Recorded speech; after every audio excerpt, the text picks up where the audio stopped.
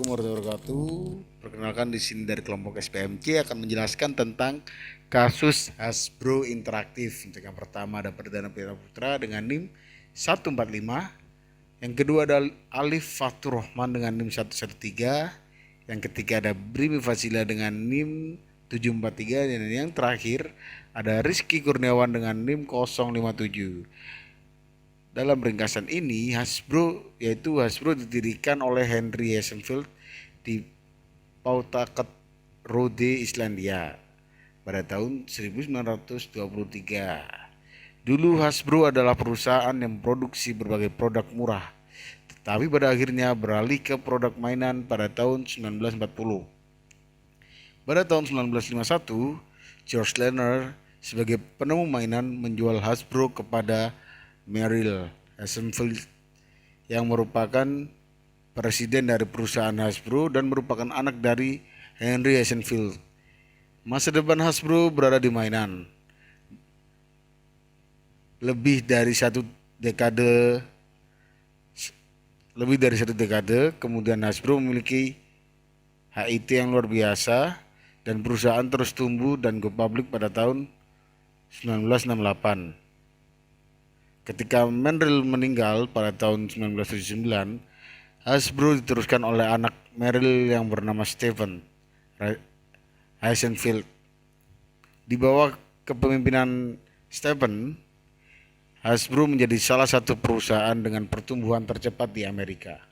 Akuisisi perusahaan mainan Milton Bradley pada tahun 1984 membantu mempercepat pertumbuhan perusahaan Hasbro. Ketika Stephen meninggal pada tahun 1989, kemudian kepemimpinan Hasbro diteruskan ke adik Alan.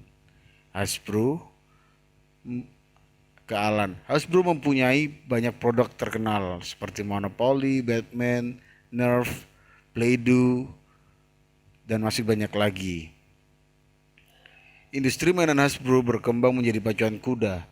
Hasbro versus Mattel, G.I. Joe versus Barbie. Setelah menolak tawaran pengambil alihan dari Mattel pada tahun 1996, Hasbro mempunyai pendapatan mencapai 3 billion dolar untuk pertama kali di waktu tahun itu.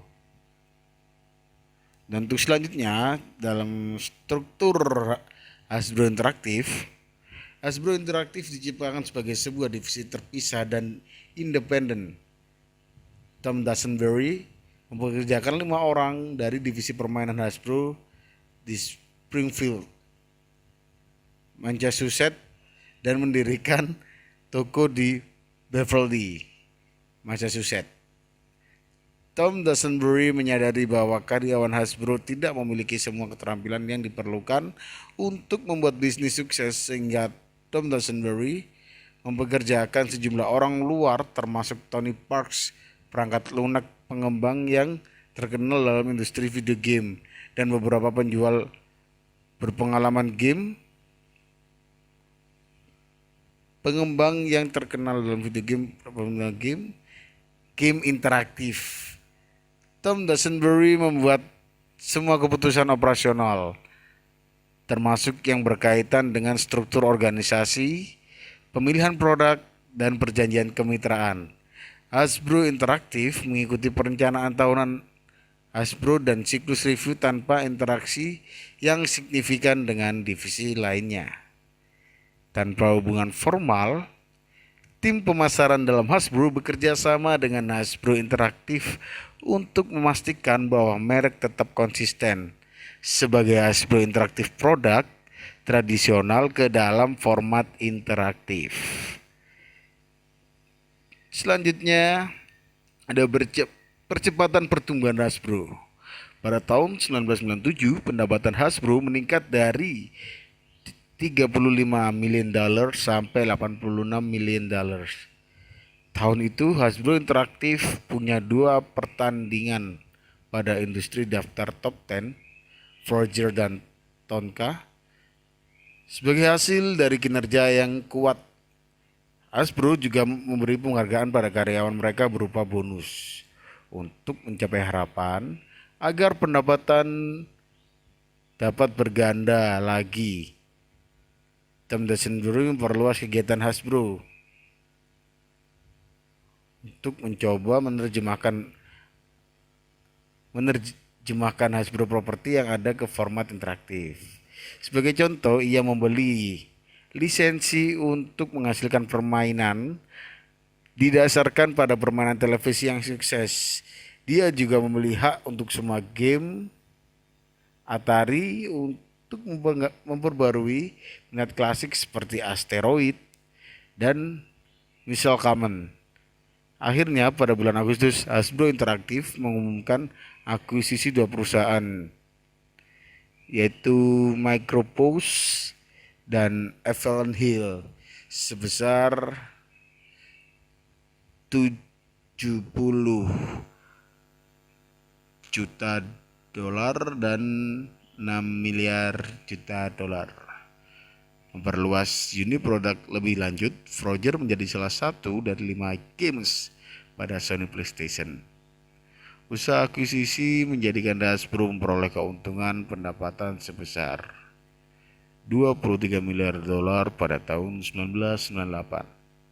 Dan untuk selanjutnya akan dilanjutkan oleh rekan saya. Terima kasih. Baik, terima kasih atas kesempatannya.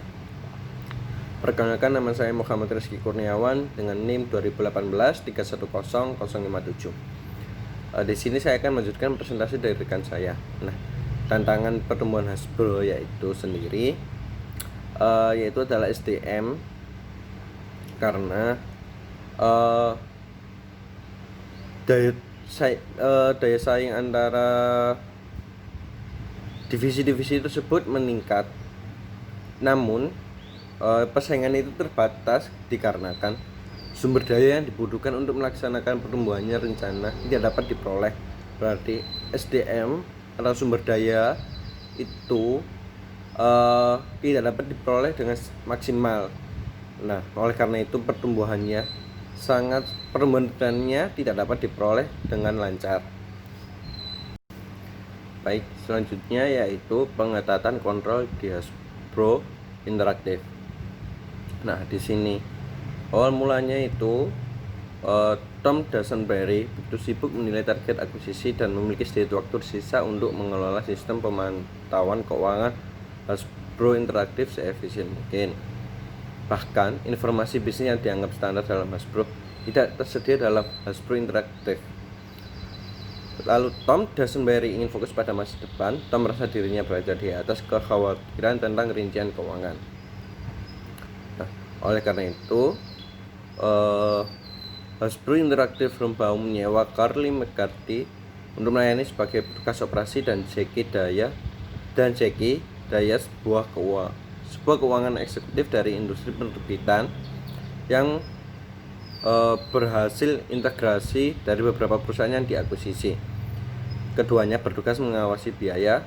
Hanya dalam beberapa hari setelah mereka berdua bekerja, lebih tepatnya pada musim gugur tahun 1999, Jackie Daya memperingatkan bahwa divisi itu akan jatuh dari harapan. Lalu dia mulai menerapkan sistem keuangan yang lebih menuntut. Pada saat itu sulit bagi manajer Hasbro Interactive untuk mengumpulkan informasi mengenai jumlah persediaan dalam perdagangan encer ataupun jumlah total komitmen untuk luar pengembang produk. Masalahnya yaitu adapun masalah keterlambatan dalam mentransfer informasi kontrak, lalu dari kertas sistem keuangan untuk itu Hasbro mulai memasang paket perangkat lunak guna pelaporan keuangan baru. Baik, selanjutnya yaitu kesulitan Hasbro Interactive. Hasbro Interactive ini lagi pada masa jatuhnya pada tahun 2000. Mengapa? Karena perusahaan terus mengembangkan produk baru tapi dibuat dengan lebih sedikit. Lalu Hasbro Interactive pada awal tahun 2000 pengembaliannya tinggi, dan ada yang lebih buruknya lagi yaitu divisi terus ketinggalan produk yang mengakibatkan biaya yang dikeluarkan jauh lebih banyak untuk mempertahankan daripada antisipasi akan adanya masalah. Lalu ada beberapa lini produk utama jatuh yang jauh dari harapan, termasuk Star Wars, Furby, dan Pokemon. Beberapa lini jatuh itu dikarenakan sumber daya yang tersedia melakukan perdebatan antara unit bisnis kepala tentang penggunaan modal yang tepat yang menjadi jauh lebih kontroversial. Lalu, untuk pertama kalinya Hasbro kehilangan uang pada tahun 2000. Lalu kemudian tim senior Hasbro Interactive membuat rencana bisnis yang menggabungkan tujuan jangka panjang. Lalu beberapa bulan kemudian Tom Duxbury meninggalkan Hasbro. Lalu pada akhir tahun 2000 Hasbro menjual Hasbro Interactive termasuk Games.com website dan melakukan PHK 40 dari 150 karyawan bekerja di bekas markas Hasbro Interactive. Sekian presentasi dari saya. Selanjutnya akan dilanjutkan oleh rekan saya. Terima kasih atas kesempatannya. Di sini saya akan menjawab pertanyaan tentang kasus. Deskripsikan perkembangan Hasbro Interactive. Apa strategi Hasbro Interactive? Bagaimana perbedaan dari strategi mainan tradisional atau bisnis mainan Hasbro Interactive? Jawabannya yaitu Hasbro adalah perusahaan yang pada awalnya bergerak dalam bidang manufaktur yang memproduksi berbagai produk murah, tetapi pada akhirnya beralih ke produk mainan pada tahun 1940. Pada tahun 1951, George Lerner sebagai penemu mainan menjual Hasbro kepada Merrill Hassenfeld yang merupakan presiden dari perusahaan Hasbro dan merupakan anak dari Henry Hassenfeld. Sejak saat itu, Hasbro diberi nama Hasbro Interactive. Ketika Merrill meninggal di tahun 1979, Hasbro diteruskan oleh anak Merrill bernama Stephen Hassenfeld. Di bawah kepemimpinan Stephen Hassenfeld ini, Hasbro menjadi salah satu perusahaan dengan pertumbuhan tercepat di Amerika yang sukses dengan bisnisnya. Strategi Hasbro Interactive meliputi pemasaran dan promosi melalui web atau internet, inovasi desain produk, pengembangan produk, pengenalan merek yang dilakukan untuk mempertahankan posisi menjadi pemimpin produk mainan.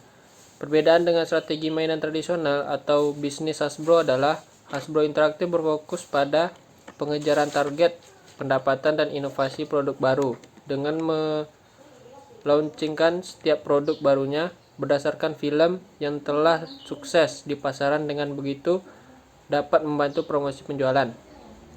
Sedangkan pada mainan tradisional lebih berfokus pada rasa kenyamanan ketika bermain serta tidak terlalu fokus pada inovasi atau pengembangan produk. Sekian, terima kasih. Assalamualaikum warahmatullahi wabarakatuh. Baik, terima kasih atas kesempatannya.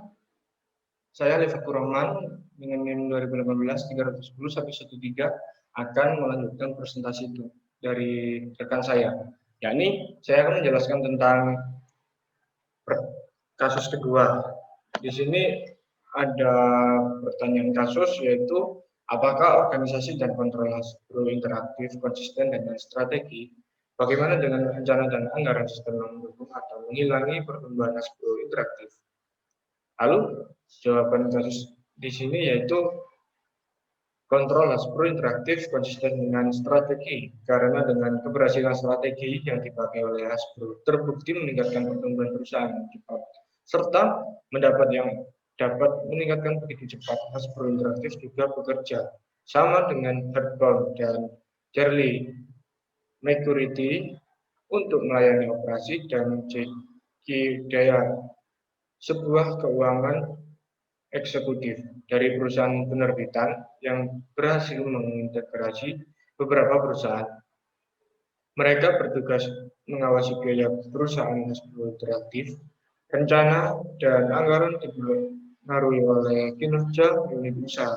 Hasbro berencana mengembangkan permainan baru sesuai dengan anggaran yang ada. Untuk itu, setiap unit usaha pada setiap bulan melaporkan kondisi keuangan perusahaan sehingga dapat memproyeksikan perusahaan telah mencapai dan pendapatan yang memungkinkan untuk anggaran realisasi rencana. Sekian dari presentasi kelompok kami. Kurang lebihnya mohon maaf. Saya akhiri. Wassalamualaikum warahmatullahi wabarakatuh.